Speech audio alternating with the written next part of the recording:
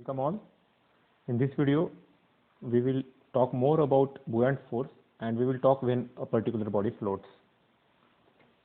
So let's consider this body, an object having volume V and density sigma, and it is immersed inside a liquid whose density is rho. Okay. Now let's find out the two forces which are acting on this body. There are other forces also, but we are going to neglect the other forces. We will talk about only two forces. One is the upward, the force acting in upward direction, which is buoyant force, and another is the force which is acting in the downward direction, which is gravity, force of gravity. Now, I hope you remember this particular thing. Mass upon volume is density, right? For any body, for any object. And that's why mass is equal to density into volume. So from here, can we find out mass of object? So हमें density of object मालूम है sigma and volume of object मालूम है v. So this is mass of object. Correct? So what is the gravitational force acting? So Fg, let me write, force of gravity acting on the body, जो downward direction में होगा, which is simply m of object, right, into g, which is simply sigma v into g. Now what is buoyant force? Buoyant force is equal to, देखो buoyant force कौन सा है? Buoyant force is equal to weight of the displaced liquid, but it is acting in the upwards direction, right? It is the force acting on the object, but it is equal to what? It is equal to the weight of the liquid displaced. So what is the weight of the liquid displaced? तो पहले मास निकालते हैं. So पहले तो कितना पानी अपनी जगह छोड़कर हटा है, जितना बॉडी का वॉल्यूम है उतना. So volume displaced is equal to V. Hence, mass of liquid displaced. अब हम ऑब्जेक्ट का मास नहीं निकाल रहे हैं, हम लोग बोल रहे हैं कि ऑब्जेक्ट की वजह से पानी का कितना मास डिस्प्लेस हुआ. सो ऑब्वियसली वॉल्यूम V पानी का डिस्प्लेस हुआ, लेकिन पानी का डेंसिटी रो है, it is rho into V. Hence, buoyant force, which is nothing but, this is mass of liquid, मैं m into L लिख लेता हूँ अगर शॉर्ट में लिखना है, तो mass of L displaced into G, क्योंकि buoyant force is nothing but weight of the displaced liquid, so which is rho into V into G, right? So as we can see, इस formula में sigma v into g is the force in the downward direction and rho into v into g is the force in the upward direction. What are the three possible cases which we can imagine? Obviously, force of gravity और buoyant force, इनमें अब competition होगा. अगर suppose buoyant force ज़्यादा है, right? अब यहाँ पर हम यही चीज़ें समझने की कोशिश करेंगे in the next thing, next slide. तो मैं फिर से एक बार बता दूं आपको, रो इंटू वी इंटू जी है, तो हम इतना बोल सकते हैं कि एफ ऑफ जी और एफ ऑफ बी में से कौन बड़ा रहेगा, ये सिंपली किस पर डिपेंड करता है, सिग्मा एंड रो. यानी आप देखिए, अगर यहाँ पर अगर सिग्मा और रो इक्वल रहे तो बुoyant फोर्स और ग्रेविटेशनल फोर्स इक्वल हो जाएगा और बॉडी जहां पर है वहीं पर रहेगी. अगर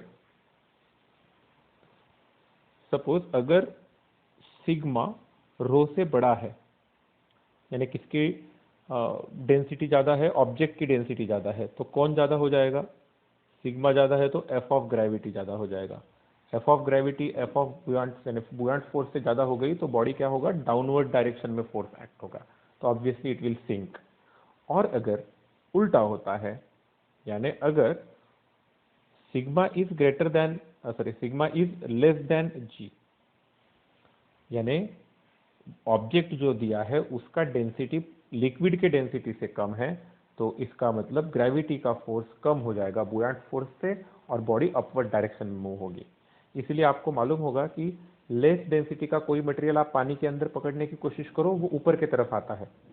सिंपली आपने ये भी देखा होगा कि कोई अगर आपने एक बर्तन ऐसे उल्टा पकड़ के पानी के अंदर डालने की कोशिश की तो वो अपवर्ड डायरेक्शन में आने की कोशिश कर रहा है, बिकॉज ग्रेविटी का फोर्स कम है और बुयांट फोर्स ज़्यादा है। तो there is always the competition between this two. Let's understand this competition in more details. So net force acting, right, जब सिग्मा इज लेस देन जी, यानी material is less dense, right. So lighter material हम उसको बोलते हैं। ध्यान में रखना, light या हेवी ये सिर्फ मास पे नहीं डिपेंड करना चाहिए हमें, क्योंकि ऑब्वियसली जैसे अगर सपोज हम लोग इतना सा आयरन लेंगे और ट्रक भर के अगर सपोज हमने कॉटन ले लिया, कपास ले लिया, तो ज़्यादा हेवी तो कॉटन लगेगा, लेकिन that is not the way it should be compared. It should be compared for mass per unit volume. Same size का दोनों मटेरियल लेने के बाद किसका मास ज़्यादा है ये कंपेयर होता है। I hope you can understand this. तो यहाँ पर हमें समझ में आ रहा है कि जब डेंसिटी कम है मटेरियल की लिक्विड से, राइट, तो कौन कम हुआ यहाँ पर? सिग्मा कम हुआ। सिग्मा कम हुआ तो कौन कम हुआ? ग्रेविटी कम हुआ, then F of G, right, is less than F of B. Net force upwards.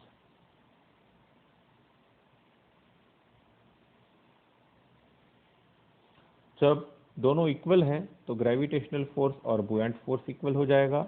No net force या नेट फोर्स जीरो। और जब रो ज्यादा हो जाता, सॉरी, सिग्मा ज्यादा हो जाता है रो से, सिग्मा यानी फिर से बता दो बॉडी का डेंसिटी लिक्विड के डेंसिटी से ज्यादा हो जाता है, तब हमें मालूम है कि ग्रेविटेशनल फोर्स ये बुयांट फोर्स से ज्यादा हो जाएगा।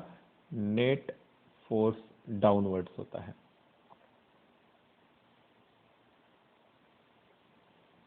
ओके, अब इसी चीज को थोड़ा सा और समझने की कोशिश करते हैं।